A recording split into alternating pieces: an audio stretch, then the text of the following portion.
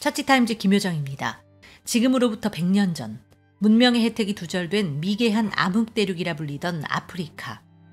데이비드 리빙스턴은 부와 명예, 안락한 가정생활과 가족의 안전 모두를 포기하고 34년간 백인들의 묘지라 불리던 아프리카의 구석구석을 누비며 복음의 씨앗을 뿌렸습니다. 여행한 거리만 2만 9천 마일. 험하다고 소문난 칼라하리 사막을 3번이나 횡단하고 세상에 그 모습을 드러내지 않았던 누가미호, 잠베지강, 빅토리아 폭포를 발견했으며 백인으로서 처음으로 아프리카를 횡단했고 7년 동안이나 나일강 근원을 찾기 위해 탐험한 그를 세상은 검은 대륙의 성자, 아프리카 선교의 개척자로 부릅니다. 인류 역사에 있어서 가장 위대한 선교사로 꼽히는 리빙스턴은 스코틀랜드의 글래스고 근방에서 출생했습니다. 가난한 가정에 태어나 10살 때 방직 공장에 들어가 아침 6시부터 밤 8시까지 일을 했습니다. 학업에도 열심이었고 대학에서 의학과 신학을 공부했습니다. 의사와 교사로서의 삶을 선택할 수도 있었지만 선교의 꿈을 가진 리빙스턴은 런던 선교회에 가입해 중국 선교를 준비합니다. 그러나 아편전쟁이 발발하며 1840년 중국 대신 아프리카로 파송됩니다. 초기 11년 동안은 개종자를 얻고 선교지를 개척하는 데 어려움이 많았습니다. 아프리카 내부로 본격적인 탐험을 시작한 이유이기도 합니다. 선교사들의 발길이 닿지 않는 수천 개의 마을을 향해 내륙으로 들어갔고 결국은 아프리카 대륙을 횡단한 최초의 사람이 됐습니다. 탐험을 하는 동안 무수한 고난을 당했습니다. 사자에게 물리기도 하고 거머리에게 뜯기기도 했으며 굶기를 밥 먹듯 했습니다. 말이 독한 파리에게 물려 죽자 소를 타고 400마일이나 여행한 적도 있었고 난폭한 원주민들에게 박해를 당하고 열병과 이질에 걸려 사경을 헤맨 적도 한두 번이 아니었습니다. 그러나 리빙스턴은 이 모든 고난을 당연히 짊어져야 할 십자가로 생각하고 참고 견디며 이겨나갔습니다. 발길이 닿는 곳마다 병자를 고쳐주고 하나님의 복음을 전하며 검은 원주민들과 그리스도의 사랑으로 두터운 우정을 맺는 것을 무엇보다 중시했습니다.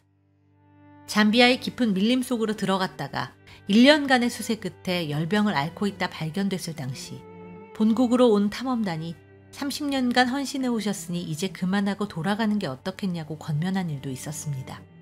그 말을 듣던 리빙스턴은 유명한 대답을 남깁니다.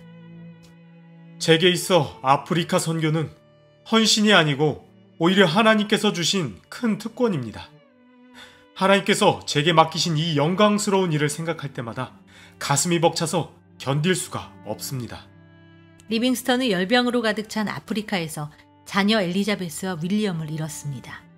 또 말라리아로 사랑하는 아내 메리 역시 떠나보내야만 했습니다. 하지만 사역을 멈추지 않았고 복음을 전했을 뿐 아니라 처참한 노예무역의 실상을 영국 사회에 알리는 역할에도 힘썼습니다. 의사로서 수없는 이들을 치료했고 많은 질병에 걸려가며 치료법을 발견하기도 했습니다. 또 잠베지강과 빅토리아 폭포 등을 발견하고 전도 여행기, 잠베지강과 그 지류 등을 출판하는 등 아프리카를 소개한 선구자로 검은 대륙의 아버지가 됐습니다. 영국 왕실로부터 은퇴 후에 좋은 조건에서 살 수 있게 해주겠다는 제안까지 받았지만 리빙스턴은 거부했습니다.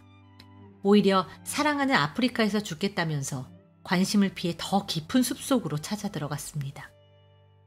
나이가 들며 비참할 정도로 기력이 쇠했고 동행하는 이들이 들것에 싣고 다녀야 할 정도였지만 여전히 아프리카를 떠나지 않았습니다.